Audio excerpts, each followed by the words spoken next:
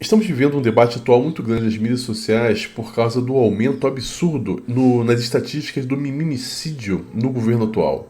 Muitos argumentos têm sido levantados. Eu trouxe um vídeo aqui onde eu argumentava, por exemplo, que um dos fatores que levam a esse aumento tão exponencial é justamente porque as digníssimas votam em massa em políticos de esquerda que são contra o encarceramento, eles são a favor do desencarceramento, eles buscam políticas que sempre beneficiam o criminoso e não os punem adequadamente, são sempre votando em penas menores, desmilitarização da polícia, e associado a tudo isso você tem as digníssimas por causa de estímulo do mimimismo a buscar sempre se relacionar de intimidade com os piores homens possíveis.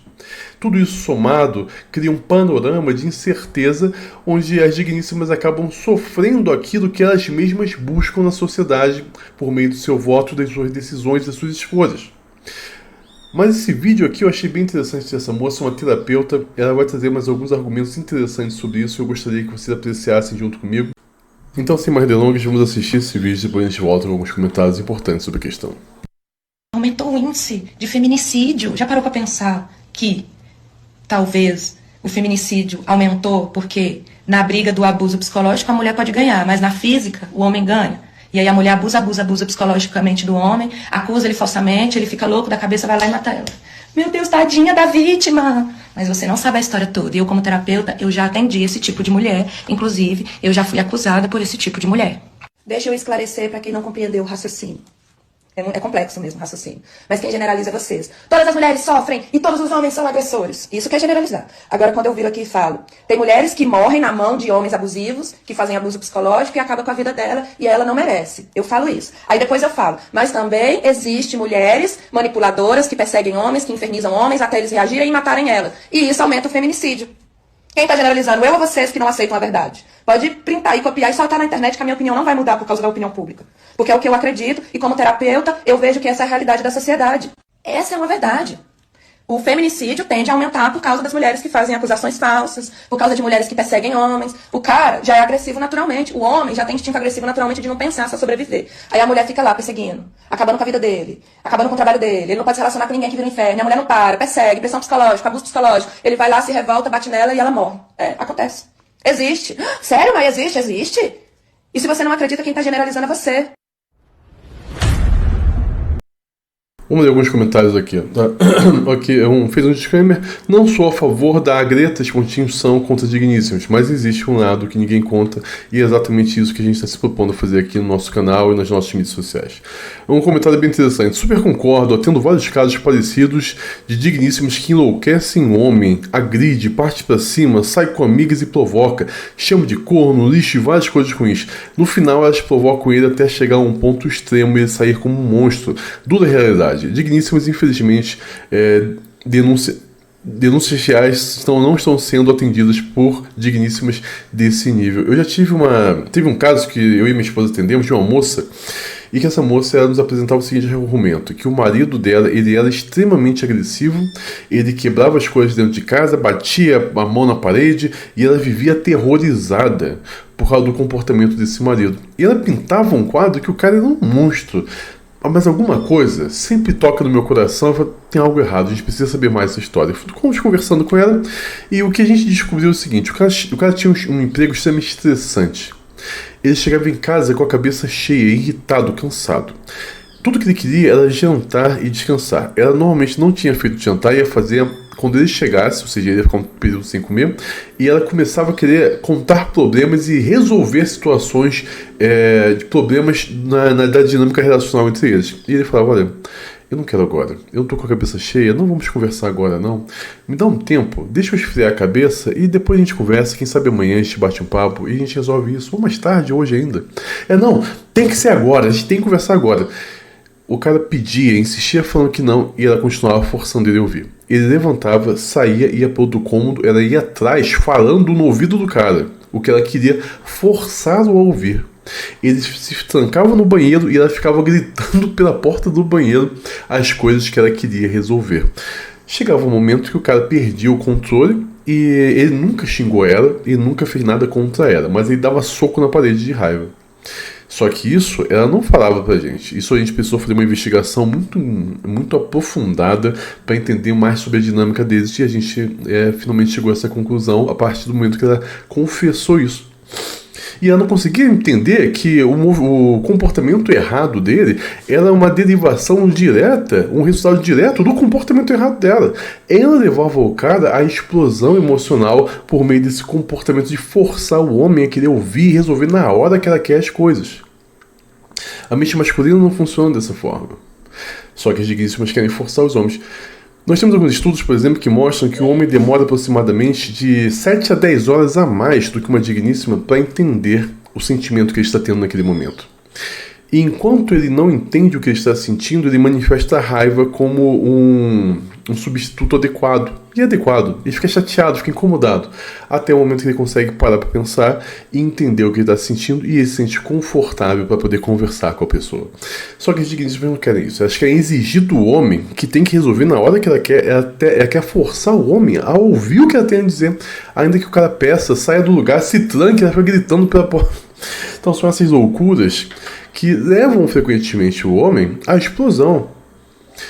Não estamos justificando, estamos explicando. E a gente precisa tocar em assuntos que são delicados, para que a gente possa compreender mais a situação. Vamos assistir mais algumas coisas aqui.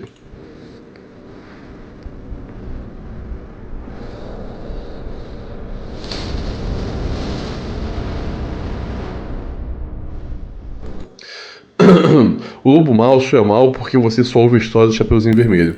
O real sentido psicológico dessa metáfora é uma frase usada na psicologia para explicar um viés narrativo. Quem controla a narrativa controla quem é um mocinho e quem é um vilão.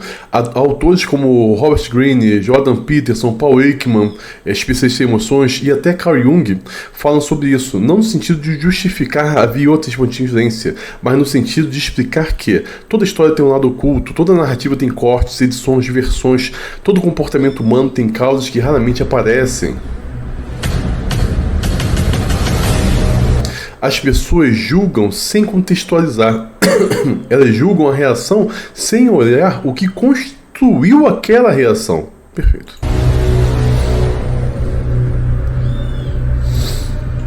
A verdade é que ninguém fala, a sociedade só vê o resultado, não o processo. A psicologia do comportamento agressivo mostra que ninguém explode do nada. Todo estouro é a ponta final de uma cadeia de gatilhos emocionais acumulados. Paul Ekman, Organização das Emoções. Só que o que aparece na mídia é exatamente o oposto. A agreta, a extinção final, o homem surtado, o desfecho.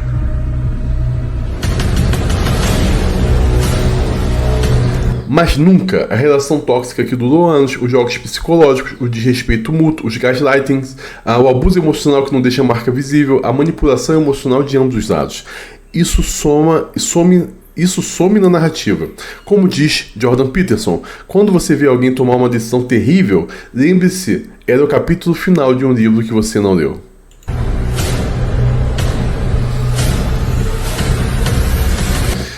A manipulação silenciosa que não deixa marcas, mas destrói emocionalmente. A psicologia reconhece um fenômeno chamado abuso emocional cumulativo, feito tanto por homens quanto por digníssimas. Humilhações indiretas, provocações repetidas, comparações com os outros, jogos de ciúmes, punição silenciosa, instabilidade afetiva, provocações com intenção de ferir, gaslighting, fazer o outro parecer louco, manipulação com "eu só estava brincando".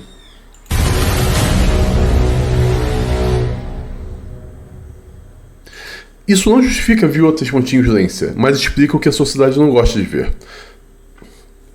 Existem formas de violência psíquica que nunca aparecem na TV, e algumas são tão devastadoras quanto um tapa. Como diz Carl Jung, o que não se vê é sempre mais perigoso do que aquilo que aparece.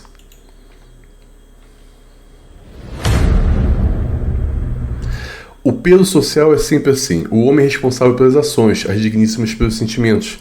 Quando algo dá errado, a narrativa já está pré-definida. Ele foi agressivo? A culpa é dele. Ela foi desrespeitosa? Ele que tem que controlar as próprias emoções. Ela humilhou? É só uma conversa. Ele reagiu mal? Ele é um monstro. Isso acontece por causa de um mecanismo psicológico chamado viés da proteção feminina, estudado por David Buss, o psicólogo evolucionista. A sociedade é biologicamente programada para proteger digníssimos e responsabilizar homens.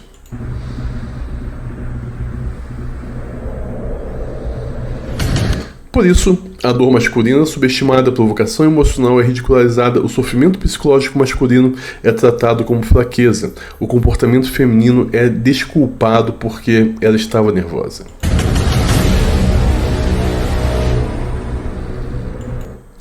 O lobo mau é a Chapeuzinho moderna, o perigo das narrativas pela metade. A metáfora funciona assim. O lobo mau é o homem? Sim, é o personagem rotulado como vilão, quando a história começa no meio. A Chapeuzinho inocente? Na história infantil, sim, mas na vida real, nenhuma relação tem um lado 100% inocente. Nós já vimos isso aqui, que esse argumento aqui não está certo, porque está se baseando não na história original do mito, do conto de fadas, mas na versão Disney. A versão original do conto de fadas, a gente mostra que a Chapeuzinho Vermelho ela não é de forma alguma inocente, tá? Isso é um alerta que foi feito para as meninas. Autores como Robert Greene, As 48 Leis do Poder explicam: o manipulador sempre narra apenas a parte que lhe parece a vítima, e isso vale tanto para homens quanto para digníssimas.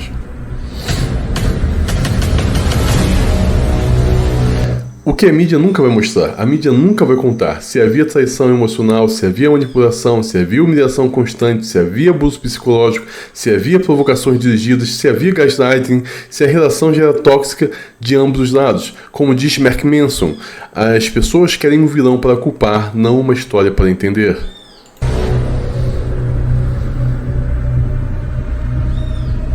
Mimimicídio é crime, ponto final. O homem que faz isso deve pagar, mas isso não impede que exista um lado oculto.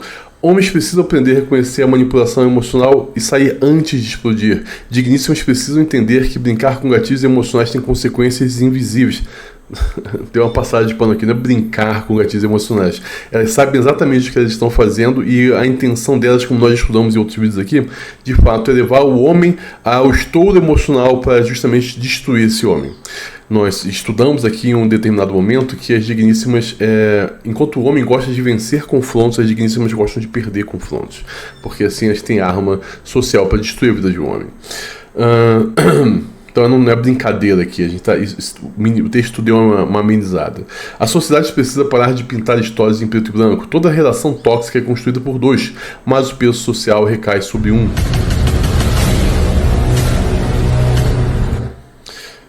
Então é isso. Eu espero que você tenha gostado desse vídeo, eu quero que você preste atenção em tudo isso, e se você quer se aprofundar mais nessas questões, torne-se membro do nosso canal. Nós temos um trabalho excelente com aulas, e-books, textos diários na nossa área de membros que vão modificar as suas percepções sobre as narrativas, e eu vou te mostrar que tudo que é dito contra os homens é falso. Eu vou te mostrar o que é de verdade a realidade, tá bom? Te espero lá, pessoal.